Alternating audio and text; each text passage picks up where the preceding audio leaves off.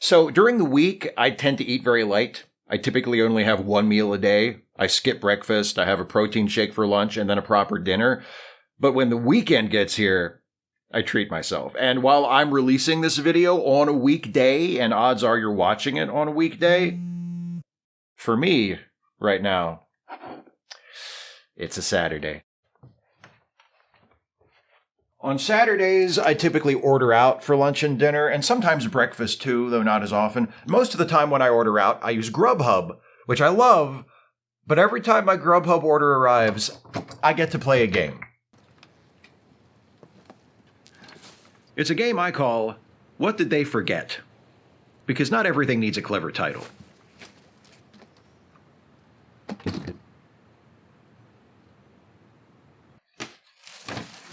The first few times I received a Grubhub order with items missing, I was pissed. I felt affronted in that way only the entitled ever feel. They forgot my drink? How could they forget my drink? When they forget something, it's almost always the drink. But then, after having the same experience again and again and again, some things changed for me, and I stopped getting mad about items being left out of my Grubhub orders. First, I got used to it. I came to understand that, you know what? These things happen. They don't happen all the time. More often than not, my food arrives exactly the way I ordered it, nothing missing. But these things happen often enough that when I do find that something has been left out, I treat it as regrettable, but inevitable, and I don't take it personally. And second, I realized that I can get a partial refund for whichever items I was supposed to get but didn't, so I'm not even stuck paying for food I didn't get to eat. It still sucks if the missing item was something I was really looking forward to, but at least I'm not out of pocket for it. They remembered the fried donuts. These are my favorite. And third, it occurred to me that even if I did want to be mad at someone over stuff being missing from my order, I don't know who to be mad at.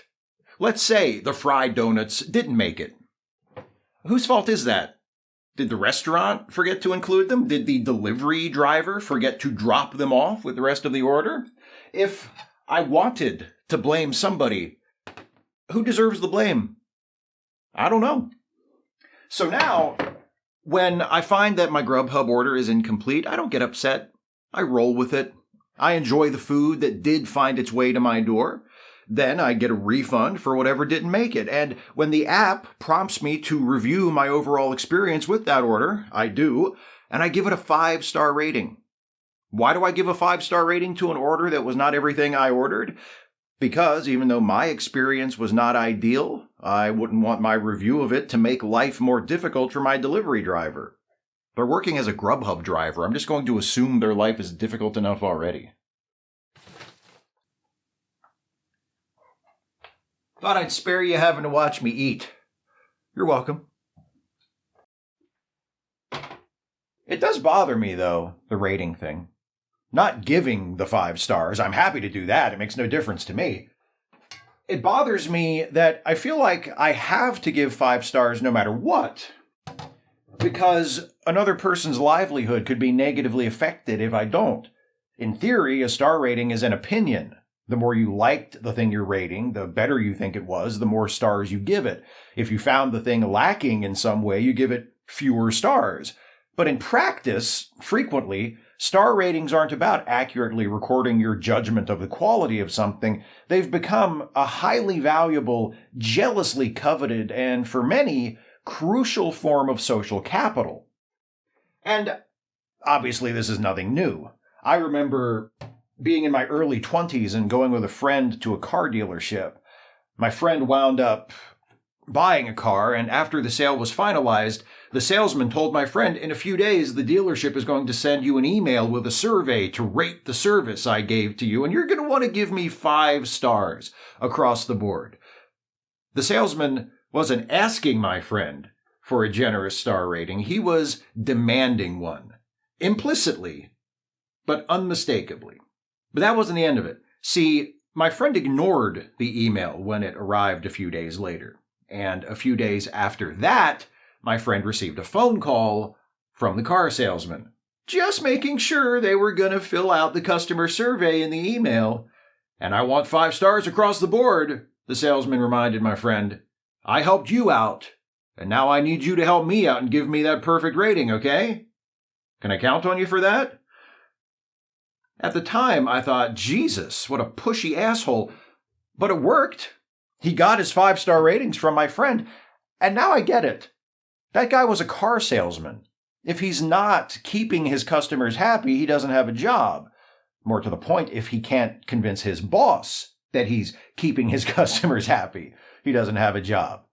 That's really what's at the root of this commodifying of star ratings. If you're someone in a job where customers rate your performance and you will face consequences based on their ratings, what ultimately matters isn't how good of a job you actually do in the eyes of those customers, but what rating they give you. Doing a good job is one way of getting a 5-star rating, but the goal isn't to do a good job, it's to get the rating.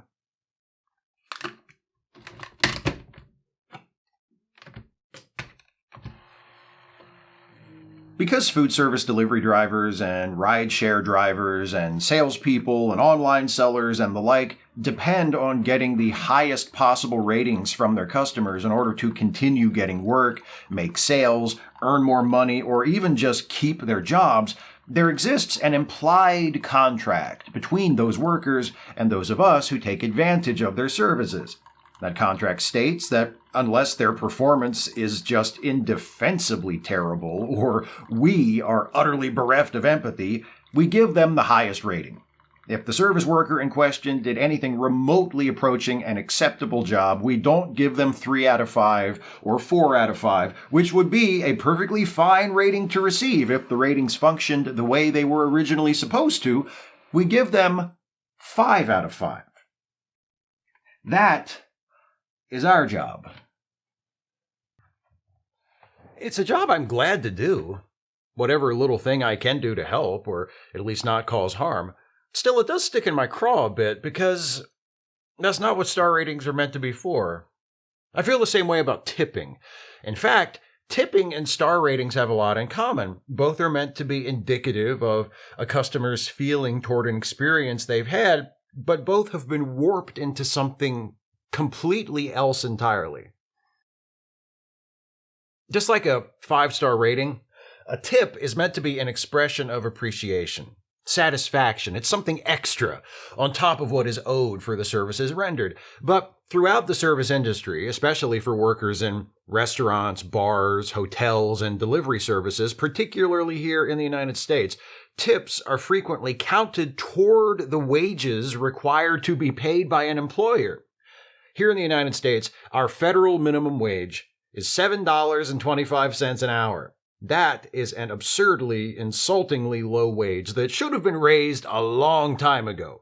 The average living wage in the United States right now works out to around $27.50 an hour, so yeah. But if you agree with me that $7.25 an hour is a pittance, what must you think of the other minimum wage? The one we don't usually talk about. The one most of us who have never worked in those aforementioned sectors of the service industry don't even know about. The minimum wage for tipped employees. Because the federal minimum wage for tipped employees is $2.13. To be clear, that doesn't mean that workers who qualify as tipped employees only take home $2.13 an hour. That means that $2.13 an hour is all an employer has to pay if the tips plus that $2.13 an hour add up to at least the full minimum wage. Also, it's important to keep in mind that not all tipped employees make the federal minimum wage. Some state minimum wages are higher. For example, my own state of Maryland just raised its minimum wage starting this year. It's now $15 an hour, which is less than $5 an hour lower than the living wage for a single person with no children living in this state.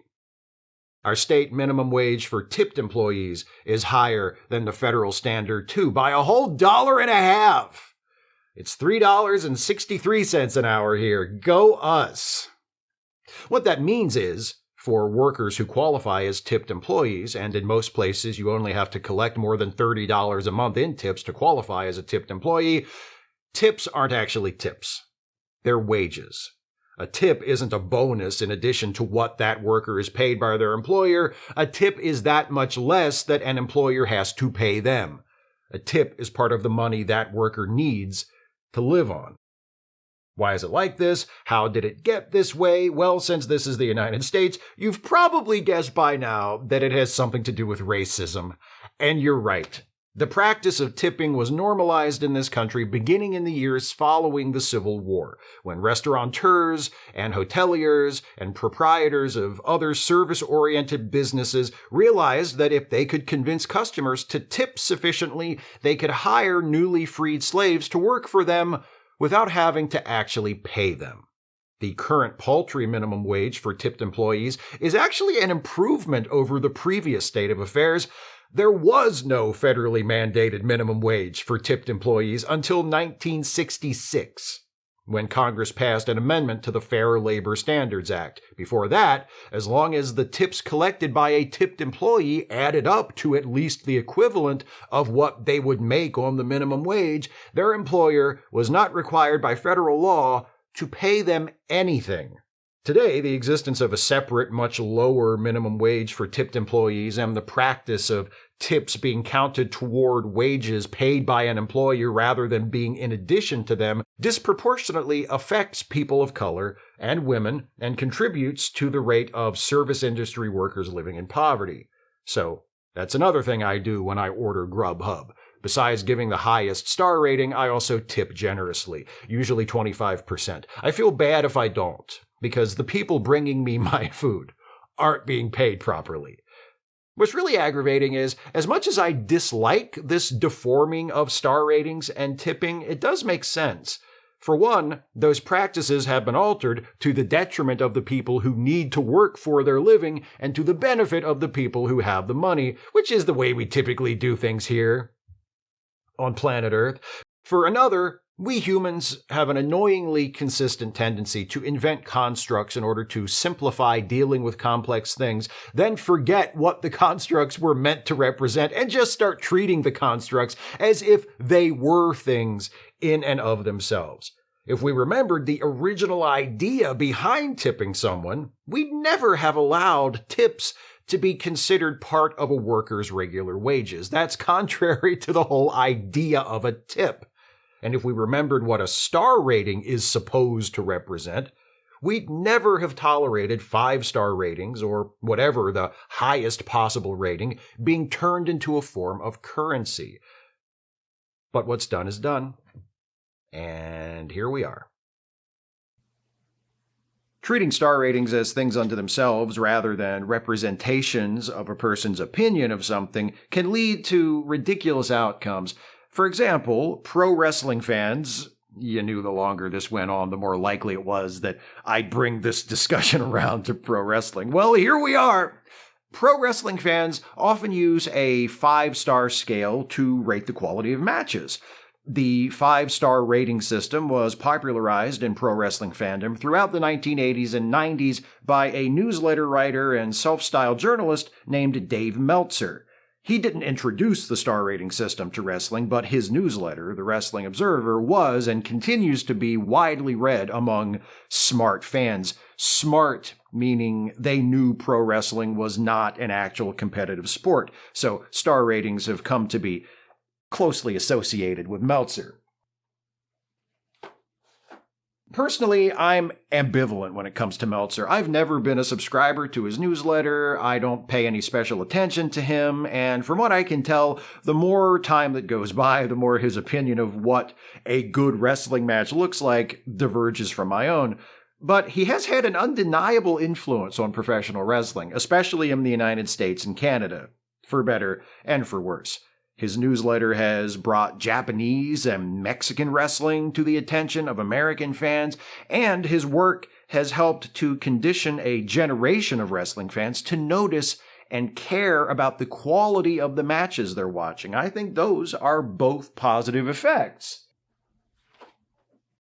Those Meltzer star ratings, though. However you feel about him, within pro wrestling circles, Dave Meltzer has attained a certain status. For that reason, his opinions of the quality of matches, his star ratings, are treated as important by fans and also by quite a few wrestlers, many of whom read Meltzer's newsletter when they were fans before getting into the business themselves. The Meltzer 5-star rating is treated as canonical, as definitive. It's not just one guy's opinion, it's a status symbol, a prized object.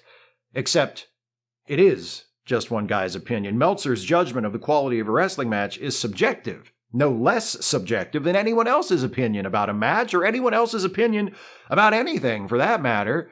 Quite a few folks in the online wrestling community seem to have forgotten that. You know who else seems to have forgotten it?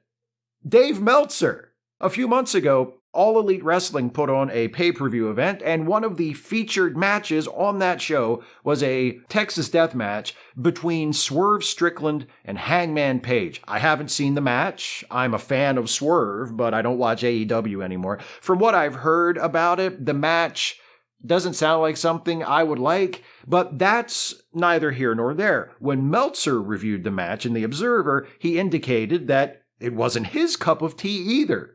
Quote, "I was not a fan of this match," he wrote. Pretty straightforward. Meltzer wasn't a fan of the match. So any guesses what star rating he gave it? What do you think? He didn't say he hated it, just that he wasn't a fan of it. Sounds lukewarm, maybe. What, 2 stars, you think? How about 5? He gave it 5 stars. He gave a match he himself said he did not like. 5 stars. What? Meltzer's reasoning for giving a match he did not like a 5-star rating is that even though he wasn't a fan of it, it was one of the greatest matches of its kind ever. Okay, then let me try to make sense of this. Let's say there's a genre of movie that I don't typically like. Oh, I don't know, pick a category completely at random. Musicals. And let's say I watch a movie musical, Singin' in the Rain, and I don't like it. Later on, someone says to me, "Oh, hey, so I heard you watched Singin' in the Rain the other day. What did you think?" And I say, "I was not a fan of that movie." And my friend says, "Out of curiosity, what star rating would you give it?" And I say, "It's one of the greatest movie musicals ever made. I give it 5 stars. So, I don't like the movie, but I'm giving it 5 stars because I feel like it deserves it? Even though the star rating is meant to be an expression of my personal opinion as the reviewer? By the way, the Singin' in the Rain part of that is completely hypothetical. It's true that I don't enjoy musicals, generally speaking, but I love Singin' in the Rain. It's a great film, and I'm not just saying that because I feel like I'm supposed to. I genuinely love it. Here's what I think happened with Meltzer and that 5-star rating for a match he didn't like. And it's the same thing that happens to a lot of people, that can happen to any of us if we aren't careful. He's convinced himself that his star ratings are objective. And here's the most important thing to know about that. They're not.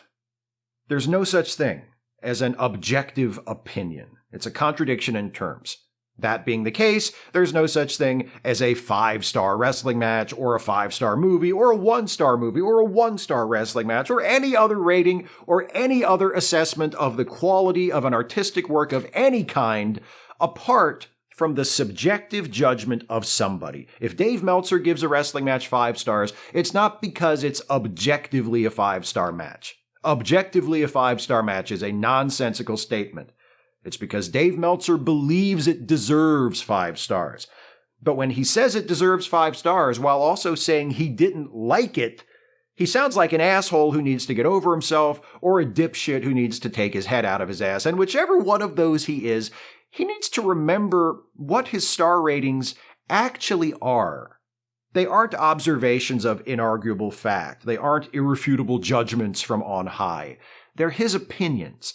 And I don't say that to take the piss out of Dave. There are plenty of ways I could do that if I wanted to. I'm just calling it what it is. If I watched that Swerve versus Hangman match and thought it was the shits and gave it a 1-star rating, that would be my opinion. It wouldn't make Meltzer's rating wrong. It would mean we disagree. That's how that works. Personally, this is my opinion, but I'm right. I think that if you give something a rating that doesn't reflect your sincere thoughts and feelings about the thing being rated, then that rating is worthless. Because if it doesn't refer to your opinion, what's it refer to? In the case of Meltzer's 5-star rating for Swerve and Hangman, it's meant, I guess, to refer to some objective standard of what a 5-star match is, but that standard doesn't exist. So that 5-star rating refers to nothing. If Meltzer didn't like the match, he should have rated it accordingly.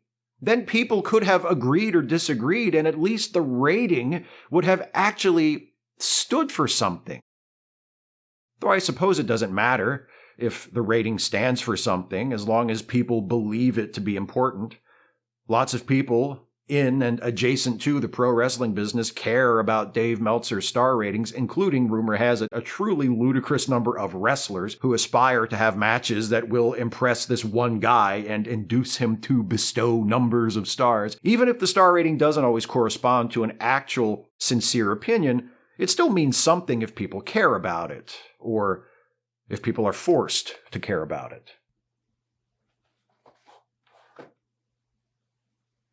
We YouTubers are not required to endure the indignity of soliciting star ratings from those of you who are good enough to watch us, but we do have our own version of this degrading ritual. Like, share, and subscribe. We live and die by the algorithm. We want engagement. We need engagement, please. Engage me. I do it. Typically not in the body of a video, not myself on camera. I relegate it to a lower third on the end screen, where I also encourage you to become a financial supporter of this channel, but I do it. Hopefully, if you've watched and enjoyed the video, by the time you make it to that end screen, you've already clicked the like button and subscribed if you weren't already, or at least already decided to. And in that case, my like, share, subscribe title is just a reminder to go ahead and do it.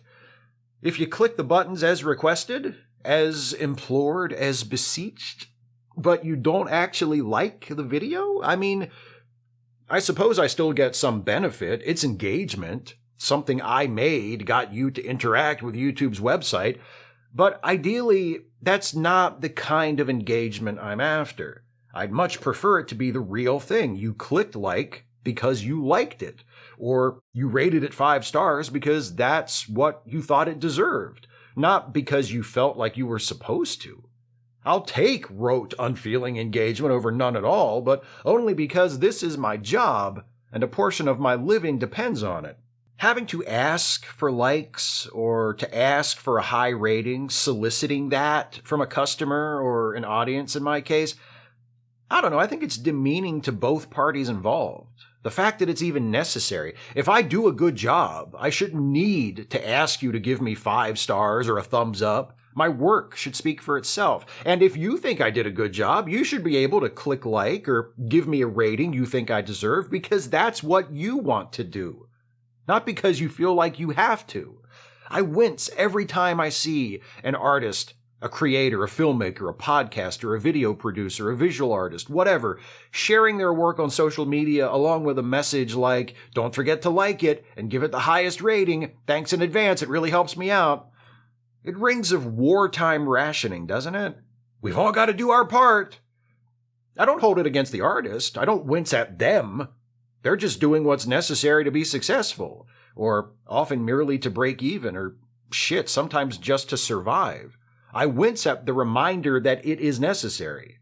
And it's necessary because for people in certain jobs, user ratings, likes, thumbs up, star ratings, whatever form they take, are a currency they need in order to live. When push comes to shove, we're all that pushy car salesman forcibly extracting positive feedback from our customers. Because that's who we have to be. It's not fulfilling, even if the rest of our job is, that part's not. But we do it because it's part of the job. The reason it's not fulfilling is that a rating that isn't representative of a genuine opinion held by an actual person means nothing. It's an empty plate. It's a peanut shell with no peanuts in it.